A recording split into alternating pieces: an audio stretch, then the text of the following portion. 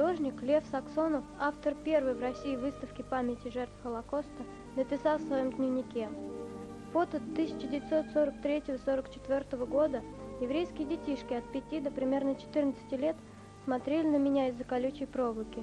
Кто с мольбой, кто с ужасом и отчаянием. Одна девочка гордо.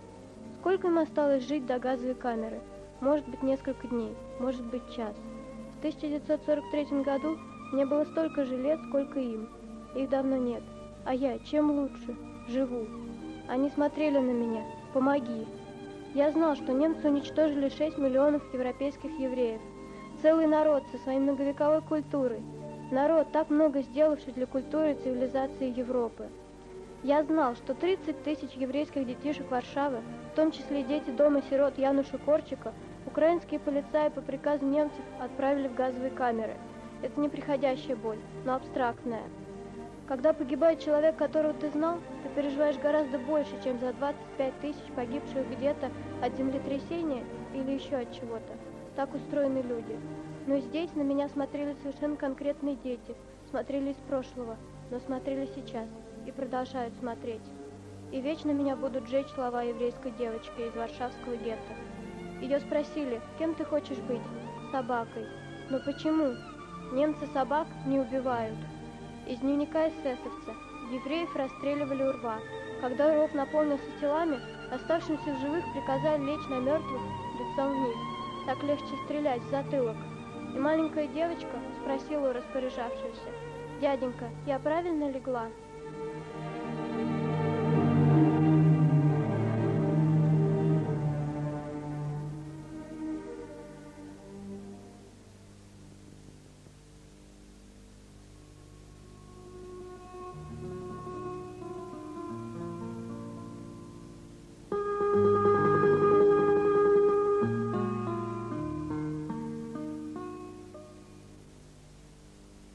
Как выяснилось, многие из нас толком не знали, что такое Холокост.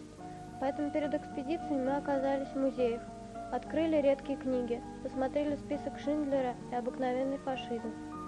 Холокост – всесожжение, истребление 6 миллионов евреев во время Второй мировой войны. Наши сверстники в Белоруссии часто недоумевали, зачем вы занимаетесь этой темой.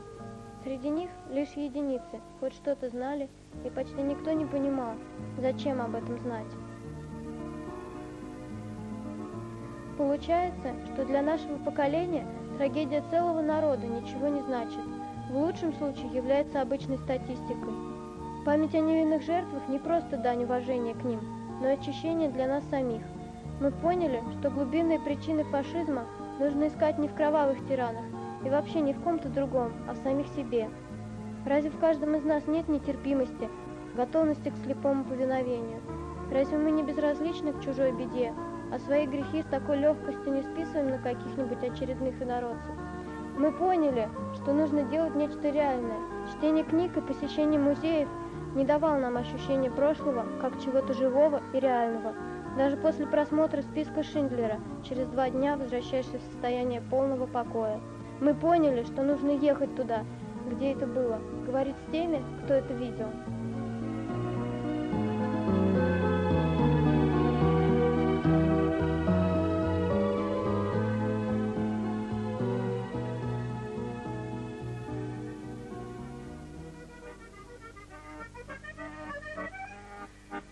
Мы поехали в Витебск, Минск, Мозырь, Мир, Брест, а потом Варшаву, Краков, Треблинку, Освенцим. Другая страшная реальность стала постепенно открываться для нас. Мы брали интервью у тех, кому довелось пережить Холокост. Их лица и рассказанные ими истории невозможно забыть. Документы и вещи того времени, камни и земля, могильные плиты. Иногда нам казалось, будто слышны голоса убитых.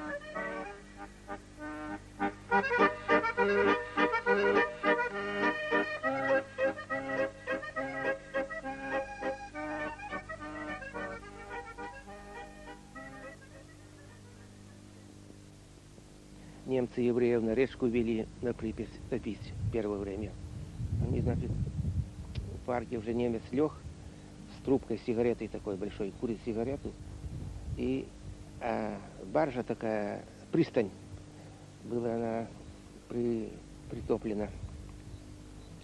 И вот немец с одной стороны и со второй стороны. Но детей не было, правда, такие были люди в возрасте, большинство женщин. И вот с левой и с правой стороны они по два человека идут на эту пристань. И немец с одной стороны в воду бросает, пхает, а второй свою жертву в воду бросает. И они так по течению отплывают. Отплывают они, и немец уже с пулемета. Пулемет стоит, и он с пулемета стреканет. Вот через сигарету возьмет, покурит. Как увозили семью голландских евреев из этого малого гетто. Но не всю. И вот дочка бежала за этой машиной, когда увозили маму с папой, в конце концов догнала эту машину, ее посадили на эту машину, она погибла вместе с родителями. Воспитатели, которые вели нас, маленьких, вот на эту комиссию через весь город, учили нас. Не говори, что как у твою маму зовут? Соня? Не говори. Скажи Маня, Маша. Как фамилия Пинхасик? Не говори. Скажи Иванова. Нас учили, маленьких детей. Мы все по дороге шли, понимали, все. Как приходим в комиссию, тут и немцы, и все. И кто-то помнит. И, конечно, немец гладит нас по головке. Сначала психологическая атака, дает конфетку немец. И потом ведет на разговор, как тебя зовут, а как маму зовут, а как бабушку. Она говорит, твой крупный виноград. И все, и дети, конечно, погибали. Боялись, не спали. Очень тяжело была жизнь, тяжелая.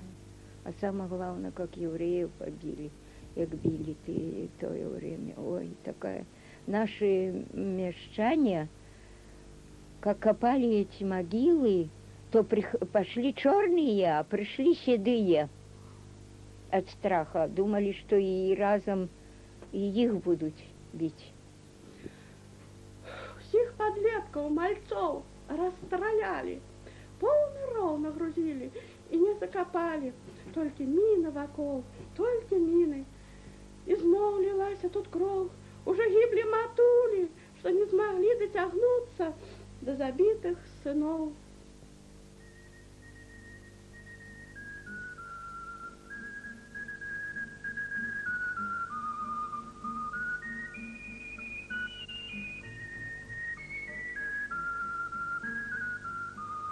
Наконец, было уже невозможно просто смотреть, слушать и узнавать.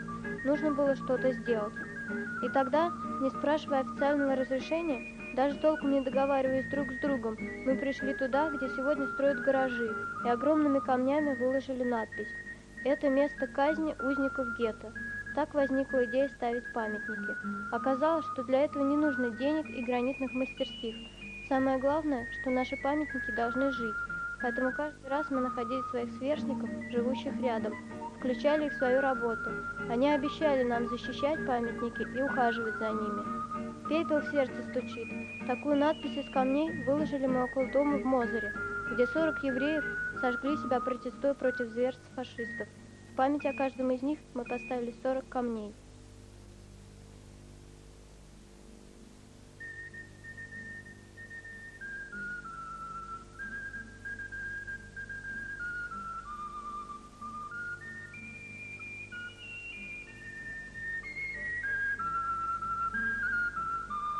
Брест. Железная дорога. Людей запихивали в вагоны, как скот, и везли на расстрел на Бронную гору. 50 тысяч. Столько погибло здесь.